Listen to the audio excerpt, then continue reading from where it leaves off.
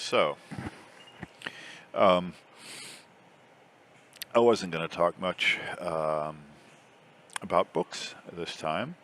Going to wait for um next week to talk about the next book, which is going to be uh, Young Girls, In the Shadow of Young Girls in Flower, or whatever the name of it. I think that's the name of it. Um, the second of Proust's books. But I'm not going to, I think, run straight through all seven of Proust's novels. I'm not sure yet. I'm still debating whether or not I'm going to break it up and work on something else in between a few of them. We'll see how that goes.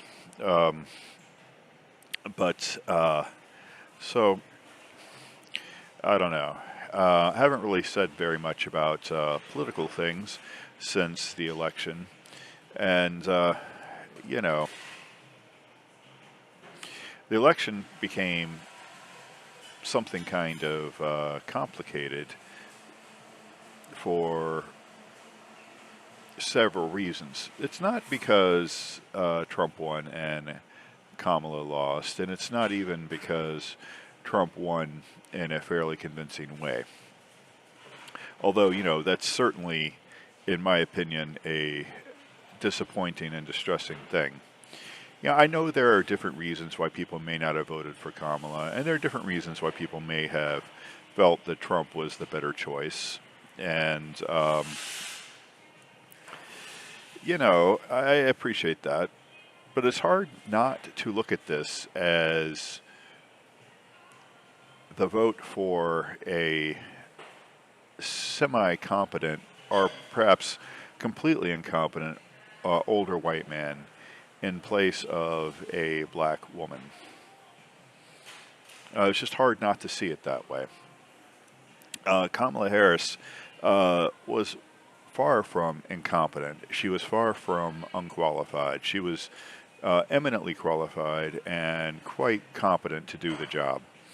Besides, let's face facts. You know, what does the president really do nowadays?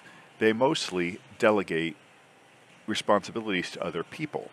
So neither Harris nor Trump need to be, say, an expert in economy, or an expert in foreign policy, or an expert in any particular thing. But what they have to do is have the discernment to find people who are experts in those kinds of fields to run the relevant industry departments of government. So, who are you going to put in charge of education? Well, you're going to put somebody who has some kind of knowledge and experience in education. You want somebody who may have something of a track record of providing good education and of good education policy. Who would you want as Secretary of Defense? Again, somebody with some kind of knowledge and background in armed forces, and not just someone who understands what fighting is or what war is or who has served, but somebody who actually has some kind of knowledge of the bureaucracy and the reality of the current armed forces of America. You want somebody who knows the players involved, who knows the generals, who has perhaps been to the Pentagon and has sat in on some of those meetings and some of those briefings and knows what's really involved in the job. Same thing with every other cabinet post. Is you don't necessarily expect the president to be an expert in all of these fields. In fact, you pretty much expect they're not. But when Harris or Trump or Obama or Biden or Clinton or Bush or Nixon or anyone else has a question about economic policy, they turn to their economic advisors and say, hey, what about this? Or if they have a question about diplomatic relations with sub-Saharan Africa, perhaps they turn to their Secretary of State. They have questions about things like border security and how things are going in airports and things like that. They would turn to maybe Homeland Security or other advisors on national security and things of that nature. So that's what you expect that they're going to do. So let's look at the kinds of people that Trump is tapping. Attorney General Matt Gaetz, a man who is under ethics investigation. They're going to put a man who is under ethics investigation as the top legal counsel to the president and as the person in charge of justice. That's no way to inspire justice. That's sheer stupidity. I mean, that's sheer stupidity. That's being kind. It's sheer stupidity. You're going to put someone like RFK Jr. in charge of health and human services. Okay, that's not incompetence. That's, again, sheer stupidity. You're going to put somebody who does not understand the basics of how medicine works. You know, you're going to put somebody who has no understanding of the industry, somebody who is an external critic with outrageous claims and provenly false beliefs. And this is what he's doing across the board. The person he's putting in charge of the Department of Defense. It's not somebody with any knowledge of defense. It's somebody with no knowledge of defense whatsoever. And then putting people like Vivek Ramaswamy and Elon Musk, these people have no business being in government. Elon Musk did not in any way improve Twitter. Now, I am not a fan of Twitter to begin with. I'm not a fan of X. I'm not a fan of Elon Musk. The man has no interest for me whatsoever. But Twitter, before he came along, was on the path to becoming a very vital place of important communication worldwide. It was becoming, virtually an essential. Now, it's garbage. Nobody cares what happens on X now, except to find out what the extreme stupid far right believes about anything. X is just garbage. Okay, yeah. All right, so maybe Twitter was not financially successful, and maybe him taking it over has made it maybe become less of a money drain than it had been before. But its stocks have gone, I think they're like half the value that they were. It's garbage. It's just complete and utter garbage. And every day you get a notice like someone like Jamie Lee Curtis is leaving X, that Stephen King is leaving X, that all of these people who may have had followings on Twitter and followings on X are just done with it. They're leaving. And I don't blame them. Now, for me, it's always been a dubious proposition. I've never cared for it to begin with. But at least originally, it had some kind of soul, some kind of meaning. But so what is going on here? Why are all these, absolutely insane things happening? It's a good question.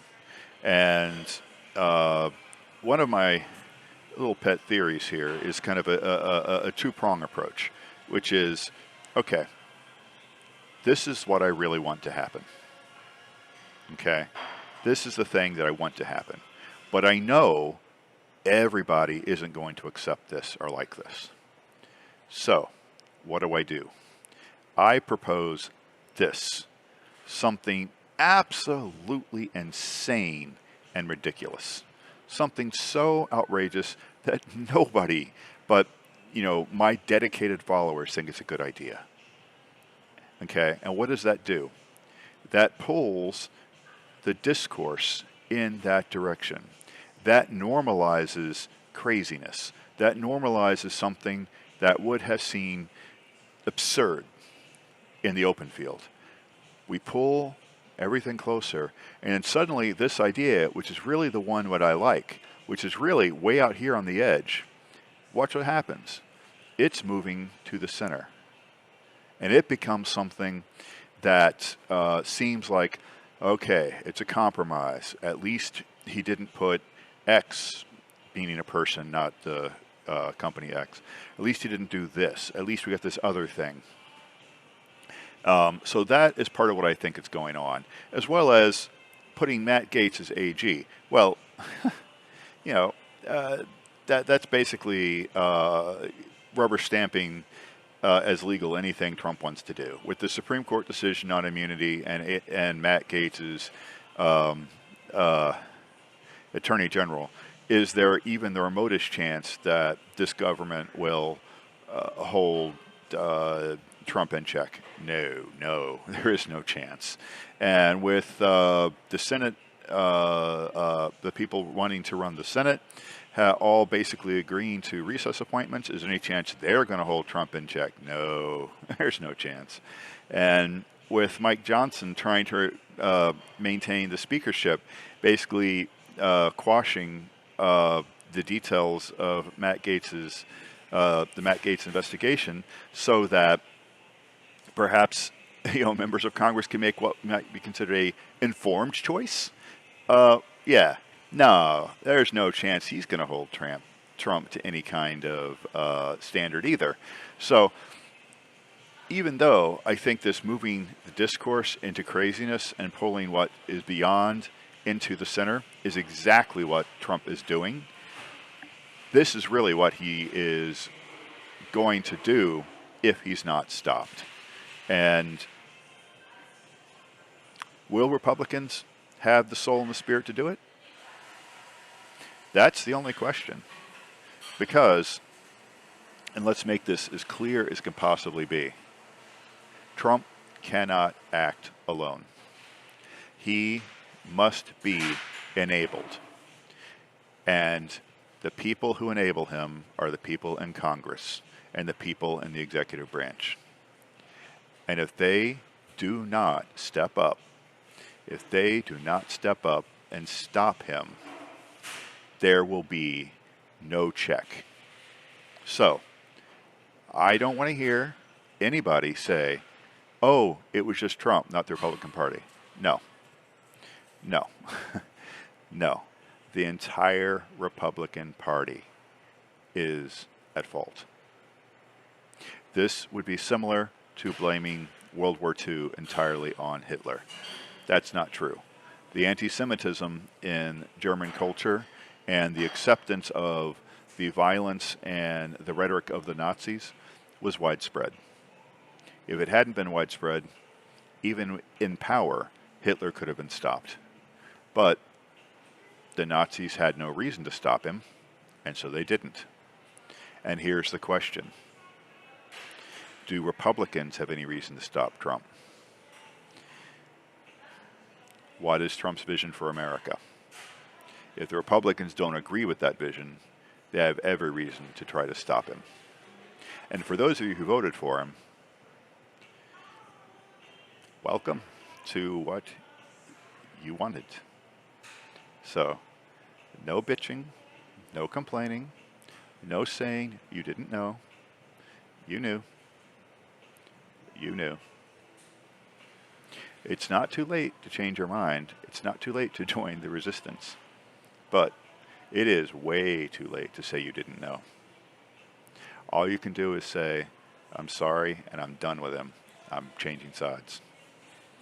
But that you didn't know? Nah. You knew.